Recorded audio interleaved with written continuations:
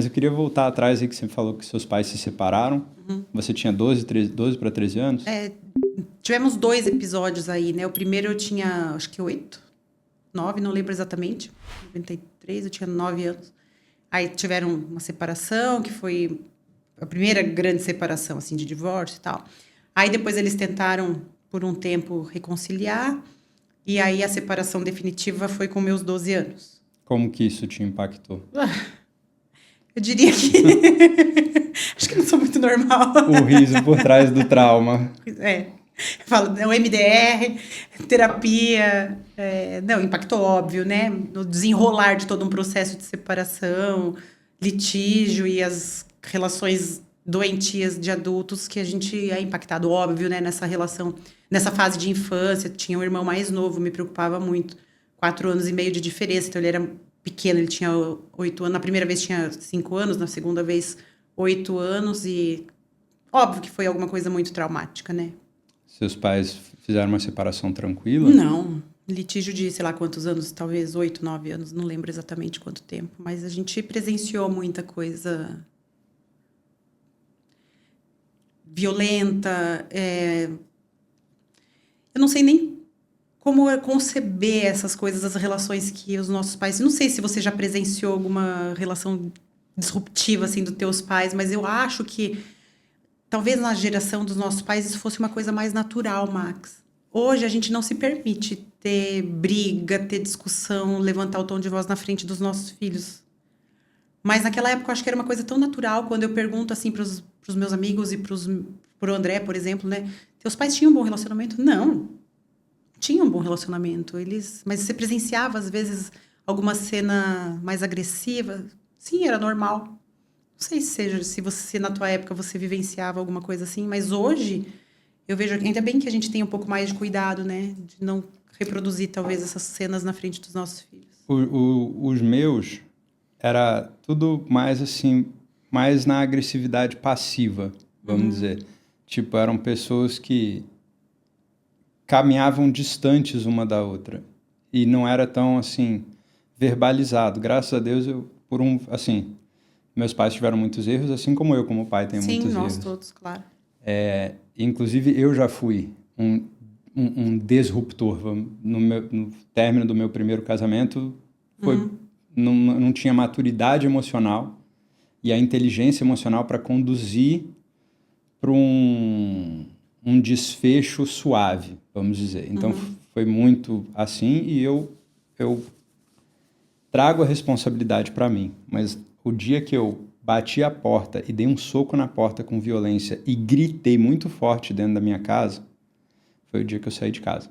Foi o que eu falei, eu tenho um filho de 2 anos, ele não pode ver esse comportamento, eu não acho que tem volta com essa pessoa, a gente não tem mais comunicação e eu não tenho mais a ambição de estar junto. E eu não quero ser essa pessoa. Então, foi uma decisão. Eu estou sendo uma pessoa que eu não quero ser. Eu não posso me perpetuar sendo ela. Ah, mas isso significa que eu saí de casa e naturalmente, automaticamente, me transformei numa pessoa que eu sou hoje? Claro que não. Inclusive, eu passei um bom 1 ano e meio, 2, completamente perdido. Porque quando você está no meio de um furacão louco, uma tempestade negra, você não tem recurso. E o recurso, sei lá, é dar tempo ao tempo com um grau de introspecção e, assim, de vez em quando tem uma expressão em inglês, tipo, the only way out is through, né? Você tem que atravessar aquela tempestade. Só que com a consciência de que aquilo ali é um processo de amadurecimento para você. Então, assim, eu acho que eu já, mais do que vivenciar meus pais, mas os meus pais, no que se refere a coisas boas, eles não eram pessoas de xingar, nunca foram. Meus pais não... Raramente eu vejo meus pais xingarem. Meu pai agora tá um velho um pouquinho ranzinza, tá um pouco mais boca suja. Mas mesmo boca suja dele, não é, assim, tipo, falando ofensas diretas, assim, pra... É tipo um porra, sei lá o quê, um roupa. Eu falo pra ele, não fala isso na frente dos meus filhos. Tipo, vai pegar um pedaço de comida e fala, vou roubar isso aqui do seu prato. Pô, não fala isso, sabe?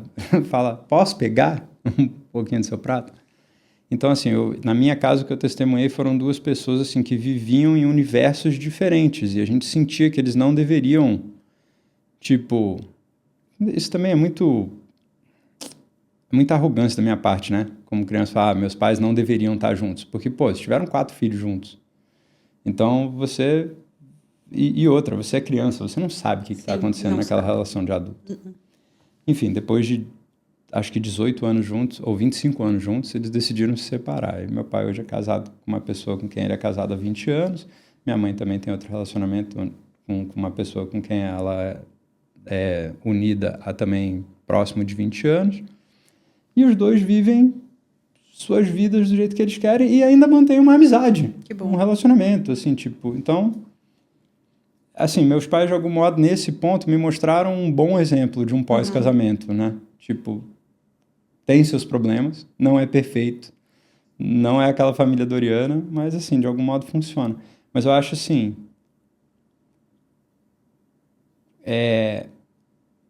uma das dificuldades de hoje é ter essas famílias, assim, todas...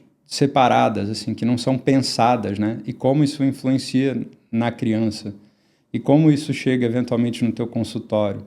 E como que isso desdobra em diagnósticos e etc., que de vez em quando, na verdade, se apresentam na criança como a consequência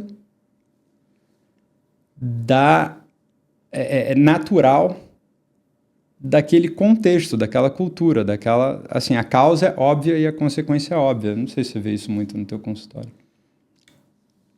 Na verdade, a criança, ela é muito efeito de tudo que ela vivencia, né, Max? Mesmo com pais casados, com pais separados, a maneira...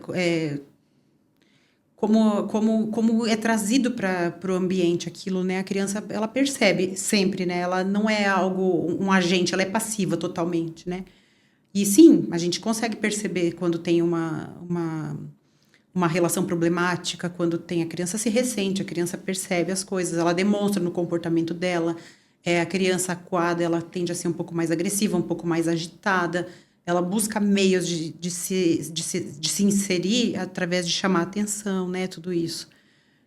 Mas é engraçado que eu tenho visto cada vez menos pais separados no consultório. Tenho visto, não sei se é porque não sei se eu tenho uma amostra viciada ou não, mas eu tenho visto cada vez mais pai e mãe buscando as relações familiares, buscando a paternidade e a maternidade muito ativas, buscando o resgate de valores. Eu tenho visto muito isso aí no consultório. Tenho visto muito, assim, pais muito engajados, que nas outras gerações isso não era uma coisa tão presente, mas tenho visto pais que tiram o tempo de uma licença paternidade, que buscam serem muito coautores com as mães. Eu acho muito legal o que eu tenho visto. Eu acho que a gente está numa era de reconstrução de valores. Eu acho também. Eu acho que a gente, assim, desconstruiu, para não dizer destruiu, tudo que a gente podia ter destruído e desconstruído. Que é uma parte interessante do crescimento, é elementar, você quer entender todos os componentes para poder valorar cada um deles individualmente. Mas só deixar os componentes divididos, e eu acho que tem muita gente ainda nessa, não é a solução. É necessário agora que a gente entende as partes, fazer um resgate disso e colocar tudo de volta. Eu sinto isso também, por exemplo, na escola das crianças e tal, os pais mais unidos, as pessoas, realmente os casais buscando ter uma maior participação. E isso é fantástico, cara. Isso é o plantio de sementes saudáveis para as futuras gerações. Concordo.